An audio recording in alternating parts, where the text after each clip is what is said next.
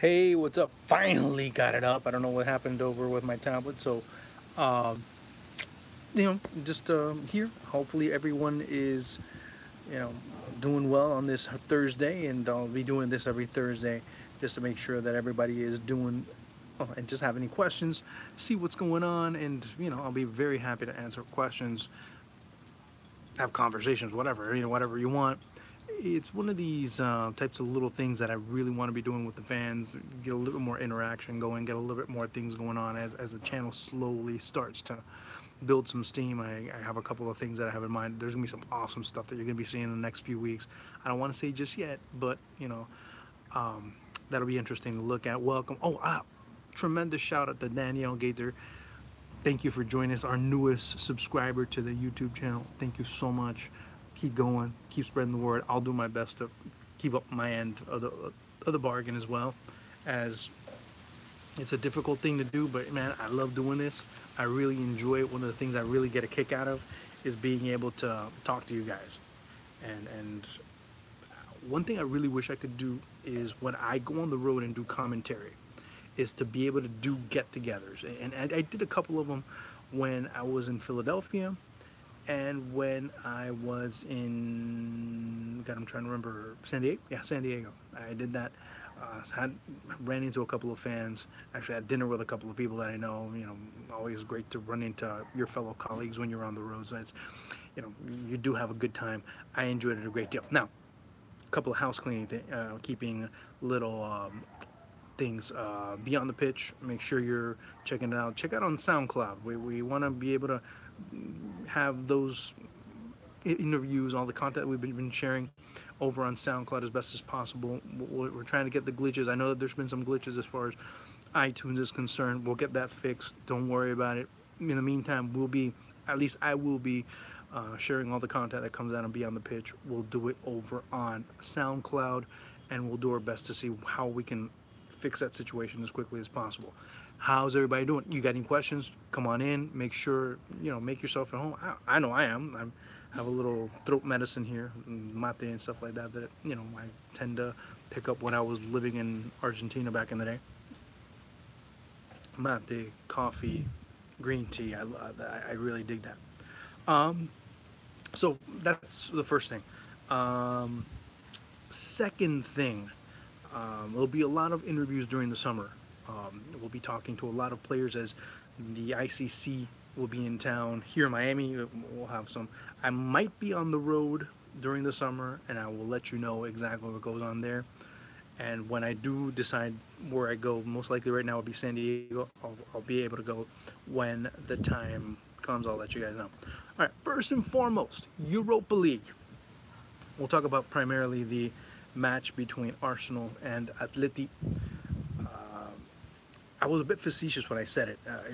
I wasn't trying to be humorous. Actually, I was trying to be, a little bit smart-assy in a way, saying, well, the only reason, and I was kind of smart-assy with Martin Ziegler when he was on the show. I said, look, really comes down to one thing. Atleti has a bigger pair of balls, and today they proved me right yet again. They proved me right in the aspect that they were a team that truly and honestly wanted this more. Arsenal at times seemed like they were a team not knowing what their purpose was on the pitch.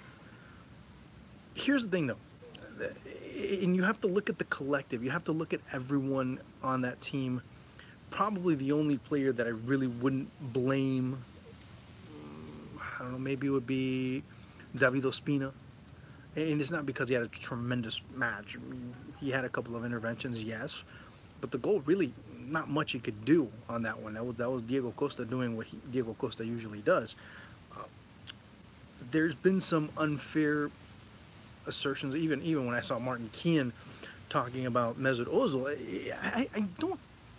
Here's the thing, and I don't understand it. I want to talk to some people from England, and I have already. I spoke, of course, to Kevin Hatchard, who does the Bundesliga commentary for the World Feed, and I really want to know why Mesut Ozil gets this bad rap of not being a hard player, because he's not. I mean, there's no And there's nothing wrong with that. You know, Martin Keane's looking at a player that's supposed to be tackling, that's supposed to be doing this, that's supposed to be doing that. I don't see it as such. I really don't see him as a player that is going to be so mind blowing as far as defense. I mean, he's comparing him constantly to Patrick Vieira, and I think that's not fair, because if you look at what Vieira was as a player, fine. I mean, I put it out there and I said, look, this is like trying to make Andres Iniesta play like Claude Makelele. It doesn't fit. It's not within the player's DNA to go and do something like that. And I don't think it's fair to go. I mean, you have to start looking at other players. You have to start looking at where Ramsey was. You have to start looking at, you know, where Jack Wilshere was. I mean, really, there were a lot of players that did not show up in there. They highly value the appearance of effort, Daniel. See, yeah, but you know what? Effort's great, and I like effort. I appreciate effort. Everybody does. And when you have a player that puts forth effort, you cannot really make him guilty. But then again, effort without focus, effort without proper functionality, what's that? I mean, I can try and run real hard, but if I don't know where I'm going, I'm never going to get to the finish line. What good does that do? You understand what I'm saying? So if I'm just running as fast and hard as I can, but then I don't know what the course is and I don't know where the finish line goes, I'm running hard.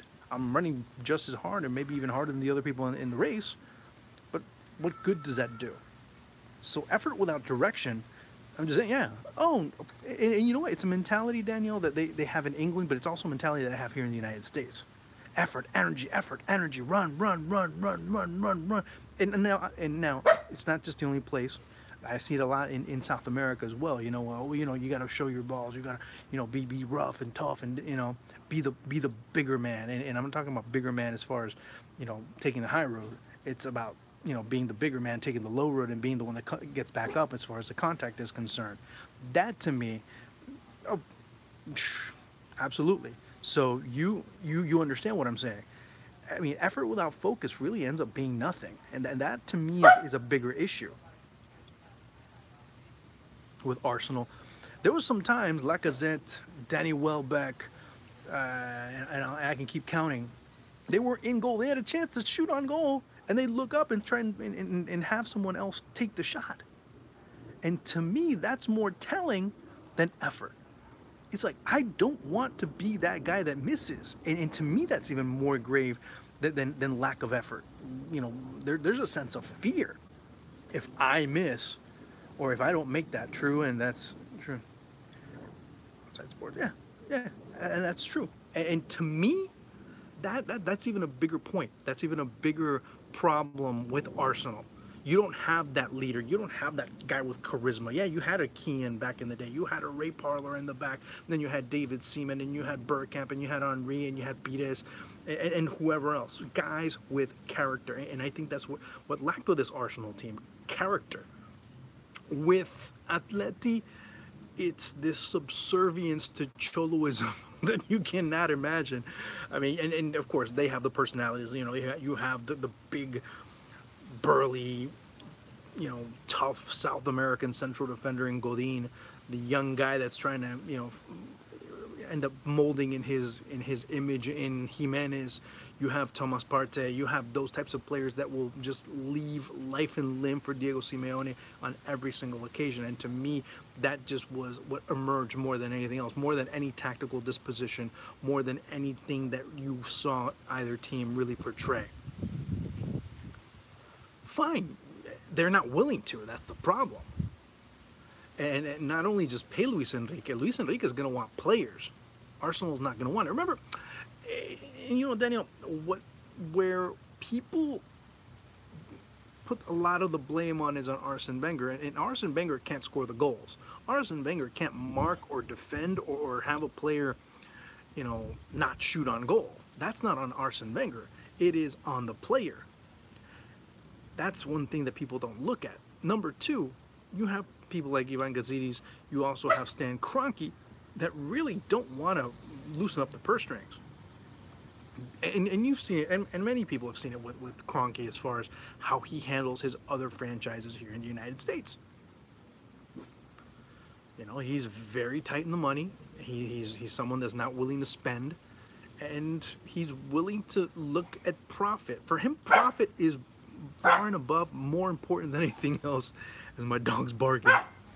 And he's happy as long as the trophies stop rolling in. It doesn't matter. But for him, the trophies are green. They're not made out of gold.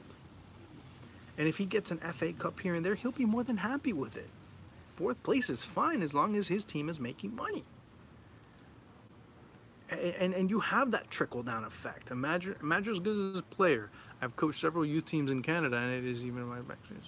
Yeah, a manager is as good as his players, but the player at a certain point ends up being as good as his manager. And sometimes, if you have a coach like Arsene Wenger, who does have a complicated bit of systematics at times, and you don't have players that can execute it properly, what are you going to do? That, to me, is the bigger issue. That, to me, is where you start to see the greater problem with Arsenal. And with Atleti, that's been they're the complete opposite as far as functionality is concerned. Why? Because Arsenal, they've been able to bring in new players. They've been able to bring in new players, but those players not necessarily are fitting in. You can have the Lacazette, you can have all those types of individuals coming through, and that doesn't mean that they're guaranteed any type of performance. And overall, that's really where it comes down to. Meanwhile, Atleti, they keep losing player after player after player after player after player. And Simeone himself said, look, what I look to do is to fit my system within the qualities, within the characteristics of the players that I have. And that's why he's been able to adapt and remain such a competitive entity within European football.